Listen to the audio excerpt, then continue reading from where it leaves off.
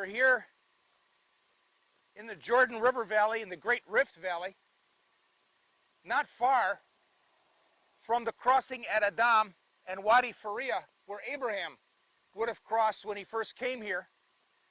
And it's pretty obvious that you can take a look behind me, and those of you that are familiar with some of the lessons that we taught or have been to Israel, this is a tell. And this tell is called Tel Meholah.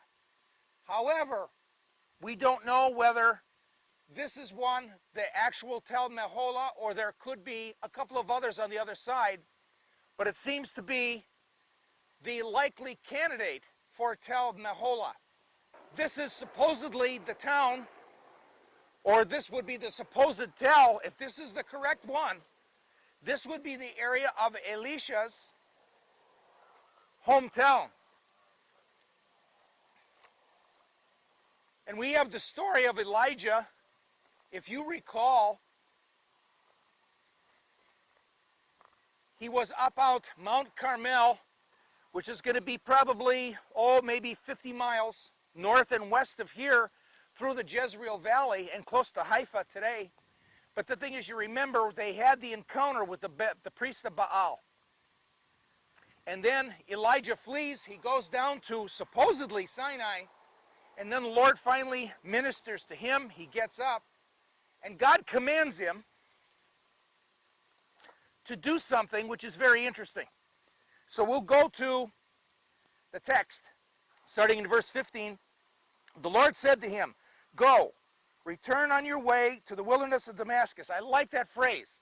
We're going to start with the lesson, go. He's telling Elijah to go. It's time to get up. You've had your rest. It's now time to go and continue your ministry. Go on your way to the wilderness of Damascus. When you have arrived, you shall anoint Hazael king over Aram, and Jehu the son of Nimshi you shall anoint king over Israel. And Elisha the son of Shaphat of Abel Meholah. So this is really awesome to be at this site. I think you can see not too many tourists stop here because they probably don't know what it is. Like I said, this is the likely place. There are a couple of others on the other side of the Jordan River. And you shall anoint as prophet in your place. So in other words, God is saying to Elijah, somebody is coming after this. I want Elisha to be your disciple so that he can continue on in your name later on. So he departs from there in verse 19 as we pick up the story. And from there he found Elisha, the son of Shaphat, while he was plowing with 12 pairs of oxen before him, and he with the 12th. So we're looking at a field, and we ask ourselves the question, if we're at Abel Meholah, or maybe is it over there in the Jordan, is this a likely field that he was at? Or maybe the field over there, but we're in the area. The actual modern town of Meholah is right down the road. So we know this is the spot. And again, we're looking at a potential place of where Elisha's hometown was. But imagine, if you would, he's got 12 pairs of oxen, 24 oxen, 12 pairs, and he's plowing. And I tell you, you need 24. If you look at this ground, this is not Iowa, ladies and gentlemen. This is the rocky ground. You need 24 oxen to plow this land. There's no way you can have one ox. It is just hard as a rock. And so I could just see him here, and all of a sudden Elijah shows up and basically throws his mantle on him. And Elisha left his oxen and ran after Elijah, and he says, "Please let me kiss my mother and father when I follow you." And Elijah said to him, "Go back again, for what have I done to you?" Now this gets very interesting in that story, because Elijah's coming, putting his mantle over Elisha, which is a signal, which is an ancient way of saying, you are now to be me. I'm taking you under my authority. Elijah's basically saying, without even saying it, when I die, you have to take over my prophet work, my work for the Lord. And Elisha is basically saying, this is all well and good, but I probably should go back to town. I should probably go to my mom and my dad, and I probably should say to them, "Listen, Mom, Dad, Elijah's just picked me as his disciple. I wanted to kiss you goodbye. I wanted to pick up my my MP3 player, and I wanted to pick up my new backpack. I didn't expect this, and then I'll go with Elijah. Now, Elijah says this. Go back again, for what have I done to you?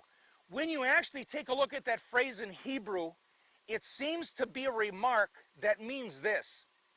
He comes over, puts the mantle on Elisha. Elisha says, let me go say goodbye to my parents. And Elijah, in a sense, is saying in Hebrew, forget about it. What have I done to you? You should, if you want this, you come now.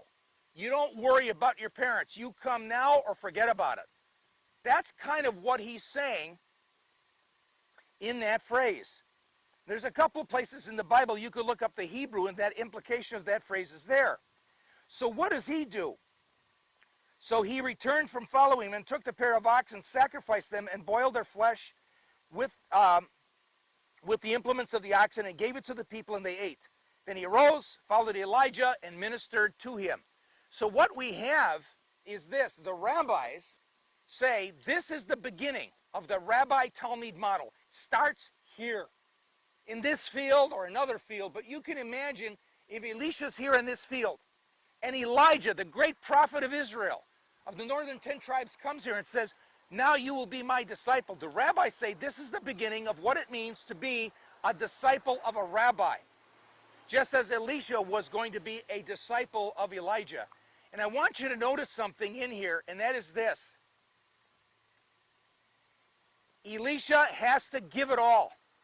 A total dedication, burning everything, forgetting about everything, and going forward to be with his rabbi, Rabbi Elijah. The rabbis would say the same thing. Matter of fact, let me get back to that verse, because there's one phrase in there I want to emphasize.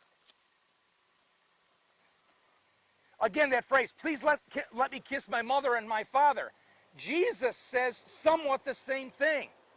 He's saying, if you want to follow him, but you love your mother and father more than him, forget about it.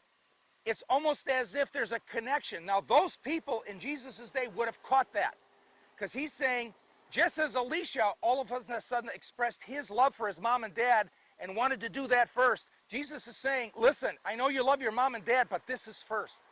So we have some very interesting connections, but this is that beginning of the Rabbi Talmud model.